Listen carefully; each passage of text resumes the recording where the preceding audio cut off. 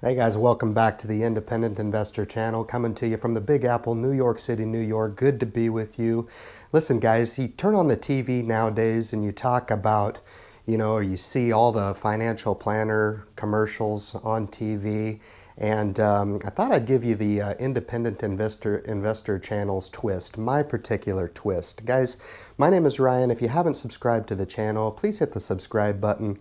I just want to talk to you. You guys have seen that commercial on TV about the guy sitting at the glass and he's interviewing folks, and he's actually a DJ, but he's acting really smart and he's talking to people, and people are agreeing to feel comfortable with having their money put with him. And at the end of it, he says, "No, I'm actually not. I'm a DJ. I have nothing to do, with financial planning or anything." Guys, there's not that much. That's not very far from the truth about what financial planners have to offer, okay? There's a difference between a fiduciary and a financial planner. A fiduciary is bound to have your financial interest at heart. Financial planners are not bound by that, not bound by that relationship, okay? And a lot of people go in and they feel like there's some level of security when they go through a financial planner, all right, because they can go in, they can do their financial plan, they leave, and they're naive about what's really going on behind the scenes, okay? And that's a lot of what the niche of the Independent Investor channel is, because we're against all that, okay? We do not have to play into the system, all right? We do not have to pay exuberant fees to be a participant in the market, okay? I'm just a participant in the market as an independent investor, as I was when I was with the financial planners. The difference is I'm not sharing in the profits. I keep it all. And quite frankly, I would rather just keep my money, okay? And I just want to give you guys just another way of looking at and being critical of the information that's out there, all right? This is a lot for the new investors out there that may not know any other way than to go and just sit down with a financial planner, have them do up a very beautiful color pamphlet of your financial future and how it's going to look, okay? The ironic part is they don't show you what the cost basis of those proposals are going to mean. What they're going to show you is what the historical return on those prospective, let's say, mutual funds have performed at over the years. And I'm going to be doing a follow-on video on a set of mutual funds that I owned for 7 years over the last bull run. Anybody could have tripped and fell and made money in this market, okay? You could have made blind money buying any amount of stock in the stock market and made money, but over the course of that 7 years, those mutual funds actually went up. But when I actually received my 1099, when I closed those positions out, all right, I actually was in the negative on every single one of those positions, all right? So just to kind of give you an idea, when you watch the commercials, they're really trying to sell to people and make you feel like you don't know anything, all right? And to get you in the door and to increase assets under management for the financial institutions, guys, all right? On the Independent Investor channel, we believe in you, and we believe in empowering one investor at a time to believing that, you can take control over your financial future. All right, and it makes you just that much more stronger and critical of the information that's out there when you're kind of paying attention to some of the dialogue coming across, your television sets. The first one that really gets me is that, one of the financial planners stands up there and says that he'll die and go to hell before he'll sell you a product. All right. Now, this same individual has a multiple amount of commercials on TV, all right? He'll die and go to hell before he'll sell you a product, all right? In the same breath, he has other commercials that says, if you have over $500,000 to invest and you're ready to graduate, guys, that's insulting, all right? If you've owned mutual funds and now you're over 500,000, maybe you're ready to graduate, give me a call. Guys, they're fishing. They're fishing for those accounts out there that are worth over $500,000. And the majority of the Independent Investor channel is aimed at folks who have $0. They don't invest at all. Are you any less important than the folks that are over $500,000? So be critical when you're hearing this information online, guys, and try to understand what the intent and aim of their message is, all right? Now, another one is that you've got a group of people who come in a room that's full of balloons, and they start writing on the balloons about what they want to do in retirement. They want to go sailing, they want to travel, right? And the guy comes in there and he says, okay, now give up half of them, okay?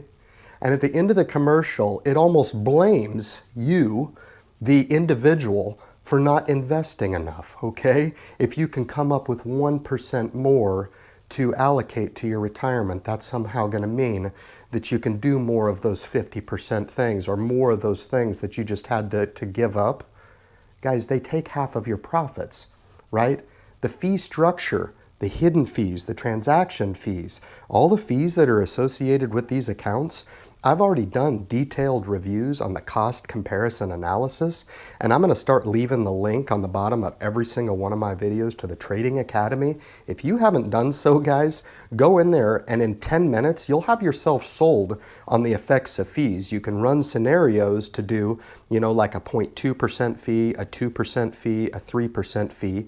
The industry average is 3%, guys. They can't deny this, all right? Those are dollars that take away from those are percentage points that take away from your overall return, year-over-year return, every year. And it affects you that bad. But I find it interesting in this particular commercial how they almost blame you guys as the investors for not coughing up enough dollars, right, to promote. So overbuying and over-contributing to plan failure is supposed to be the solution in that. I disagree, all right? Another thing, we were going to ask, this is a commercial that's offered by my last financial planner, and the setting is that a married couple is sitting with a financial planner, and the financial planner is doing what they always do, right? They're giving you the spiel, trying to get you invest with their firm, okay? And basically he turns the computer and initiates the conversation to show, and now they don't show you on the TV what it is, but he's supposed to be declaring to this married couple what the fee structure is, and they're supposed to understand that, and they look relieved, right? They say, oh, we were going to ask about it, okay, but we just wanted to find the right time. Are you kidding me? Guys, the right time is all the way through the meeting, all right? I'm the last guy that these guys want to sit down with, okay? Because that's what my entire hour is going to be filled with.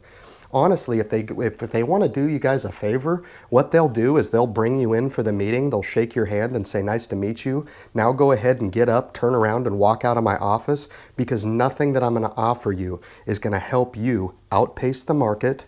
Nothing that I'm going to help you is going to not benefit us as well, right? And I'm not bound to have your best interest in mind. I'm not going to be actively managing your account.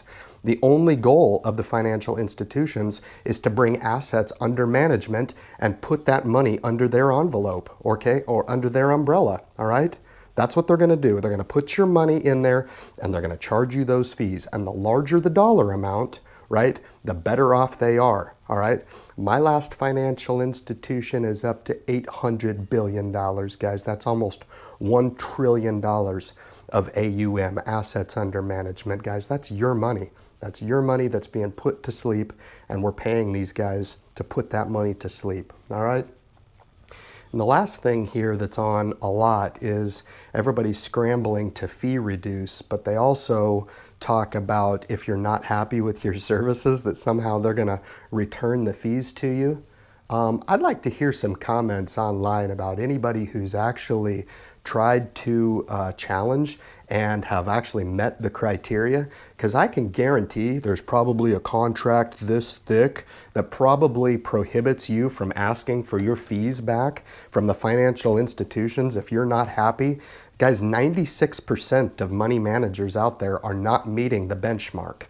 What that means is I've recommended VOO, which is a Vanguard ETF, that if you just put your money into and let ride, there's a year-over-year return of 15%. You're going to pay 0.05% to be in that. If you're in the self-managed Roth IRA, guys, you can put that in the vehicle, not pay a dime to have it, put it in a tax-deferred account, and you can put it to sleep for the next 40 years and retire happy. All right? You're not sharing your money with anybody. All right? 96% of money managers fail to meet the benchmark. Okay? They would have to far exceed the benchmark to justify the fees that they're taking out of your account. All right? Guys, listen, I hope you enjoyed the commercials twist from the Independent Investor channel. I would encourage you to be extremely critical of the information that you hear out and look to deploy in your own financial lives. All right? If you haven't done so, I would encourage you to please consider subscribing to the channel. Hit the subscribe button. Refer the link out to anybody that you know. You know, this is a new channel. I've just started out. I'm going to be putting a lot of content online with regard to self-managed investing. And this is kind of right in my wheelhouse, guys. It's almost like us and them. And I've already started to generate some activity with regard to a community out there that are independently investing. And I say this all the time. Our goal is to empower one investor at a time, but no two independent portfolios are the same. Guys, they all have their own unique structure, and they all account for your own unique investing style, risk tolerance, and what it is that you can put away per month. All right. Again, I hope you've enjoyed, guys. Hit the thumbs up button. Leave your comments at the bottom of the video, guys. Thank you so much for tuning in, and good luck in your investing future.